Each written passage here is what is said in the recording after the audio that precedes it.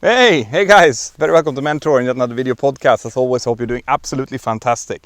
Today on the podcast, guys, I'm going to do something slightly different. So I am on vacation in Sweden today, and what I'm going to do is I'm working on new episodes with new cool content for you guys. But I feel that there's a few of my older videos that actually have a lot of good information that you guys should be seeing, okay?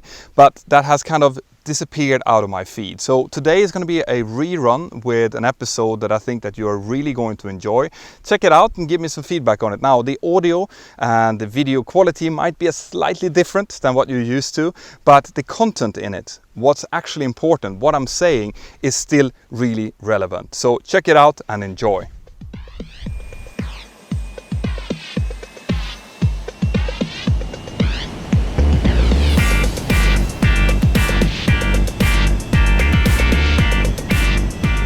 Hi everybody, welcome back to Mentour and yet another video podcast. As always, I hope you're all doing fantastic.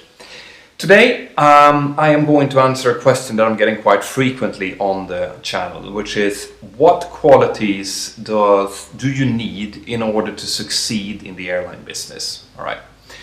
I'm going to attack this from the point of view of a new pilot getting into the business, so not from a generic how are you as a great pilot, as more from what you need in terms of personal qualities before you even start your training.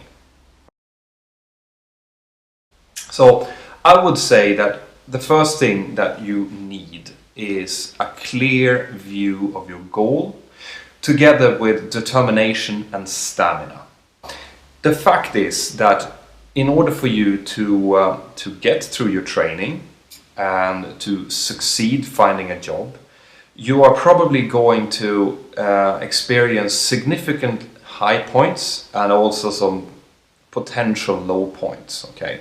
And it's also the fact that you are continuously, in the beginning at least, if you're not being sponsored by someone, having to pay a lot of money, and financially that can put quite a bit of a strain on you. So you need to keep your goal in focus, and you need to persevere even if you feel that things are not going exactly your way. So determination and stamina is extremely important to have in order to succeed in this business. And also, once you have succeeded with your training, it might take you only a month to get a job, but it might take you years to find your first job as well. So once again, stamina is going to be one of those qualities that you really need. You cannot be a quitter if you're going to get into this business, because it is in the beginning a fairly hard world out there.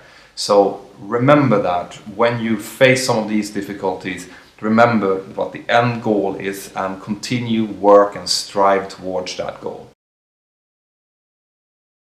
Then academic qualifications and languages is other things that you are going to need to succeed. Now, I've already made a podcast on this subject. For example, from the UK point of view, you are going to need some good GCSEs or the equivalent, which is like the secondary school certificates. You will probably need a couple of A levels as well, and you should focus to try to be doing these in physics, mathematics, well, the natural sciences basically, and English if you can. Okay. There might be a good idea to go for a university, and I'm saying might because it's not a requirement in all airlines, but it is a requirement in some airlines. So before you decide whether or not you want to go in and take a university degree or not, you should probably look up the airlines that are your target airlines and see what kind of qualifications they require you to have. Another good idea is to contact some of the bigger training organizations like CTC or Oxford Aviation in the UK. Just go into their website and have a look and see what kind of general requirements when it comes to academic qualifications you need to have before you start your training. Another good idea when it comes to taking a university degree is, since I said that this is a hard business to get into and not everyone actually finds a job, it's always good to have some kind of a backup plan. Okay, so a university degree will give you just that. So it doesn't necessarily need to be a university degree with pointed towards aviation, I would say do something that you feel is interesting and that you would like to do, like to have. And most airlines will just need you to have a degree, not a specific degree in a specific field. And this also brings me into the next area that I'm getting a lot of questions about, and that is, am I too old to become a pilot when I'm 25 or 30 years old? And the fact is that airlines, but also yourself, should appreciate the fact that life quality is a school in itself. So if you have done something else before you go in and start your airline career, it's a good thing. If you worked as an insurance salesman or as a doctor or as a nurse or as a firefighter or whatever, it's going to be good because it will give you a view of how the world actually looks. It's really hard for a student that's just coming out of their initial schooling and going straight into the airline business to know how commercial pressures feel. How does it feel to have to meet a deadline? What does it feel when a company is downsizing? All of that you will learn through the school of life. So it is not a bad thing to wait a few years and do something else before you start your training. And you're absolutely not too late, okay? It will take you around 2 to 3 years to do this training. Maybe a little bit longer if you're doing it modular way, maybe a little bit shorter if you're doing an intense integrated course. But it's not like becoming a lawyer or a doctor, which will take you 5, 6, 7 years. Okay, so keep that in mind. Language skills, it's a good idea to have good language skills. Skills in English is essential. You need to be able to communicate and write well in English.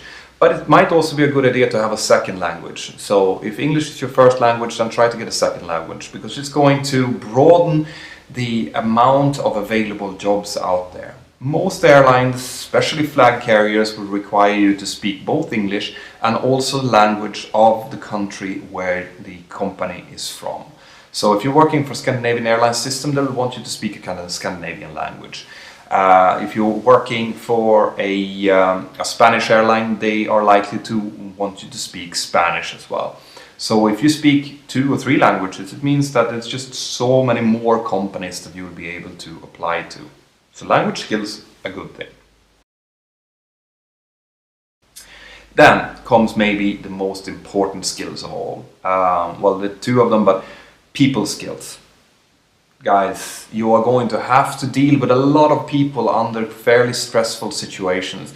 So the way that you are when it comes to working in a team and handle things under pressure in a crew resource management effective way is going to be crucial for if you are going to be successful in this world or not.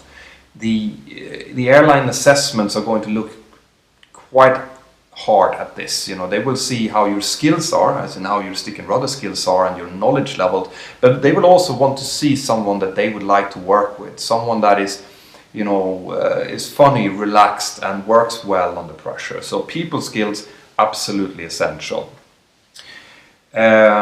You need to be aware that the environment that you are going to work under is fairly rule-based, so you need to be able to work well and have fun in an environment that is highly focused on checklist discipline and rules and regulations. Okay. Flexibility, guys. The next essential skill that you need to have. Why do I say that? Because in this business, especially the way that the world works nowadays, flexibility is absolutely crucial. You need to be flexible in working hours. You need to be flexible in schedules, working on public holidays, working on hours that other people probably wouldn't work, working on weekends, things like that. You also need to be flexible in where you are going to live with you and your family. Because the fact is that nowadays the first job that you are going to take might not be in your hometown or even in your home country. It might be far away, it might be in a different part of the world. So you need to, when you get into this business, you need to know and understand that you might have to be flexible of where you're going to live and all of the other things that I said as well. decision-making abilities and management skills. Most airlines, when they look for first officers, when they employ first officers, they're not actually employing first officers. They're employing potential captains. You should have a fairly structured way of dealing with problems. So you should be able to perceive what a problem is. You should be able to gather information. You should be able to decipher the information to find what part of the information is most interesting and important. Share that information with another crew member, discuss it, come to a decision of what to do, execute that decision, and continuously as you go along evaluate that decision to see, did we take in all the facts, have we thought of everything? And if you come to a decision later on that no, actually now the prerequisites for doing this has changed, then you might have to change that decision. But the process of dealing with decision making should be very, very structured and logical and not feel forced. All right. You also need to be able to self-monitor yourself. And what I mean with that is that you need to be self-critical, basically. So we need for our pilots to realize that they can make mistakes, because we have yet to employ a single pilot that doesn't do mistakes. Everyone does mistakes, okay? But we need to be aware of our strengths and weaknesses. And based on those, we need to evaluate what we're doing and how we're doing it, and supplement our weaknesses with our colleagues. So if I feel that someone else can do something better than me, then I'm going to ask the help from that person and use the whole team to build an effective team organization. Okay, airlines are not looking for someone who thinks that they are the lost son of Chuck Yeager. Okay, they want to see someone who are skilled, who are well read up, knowledgeable, but also aware of their own weaknesses and aware how to use the team environment to the best possible outcome. In order to do that, you need to be a good communicator. So communication skills also really important. You need to, if you see something's wrong, you need to be able to communicate that in an effective way.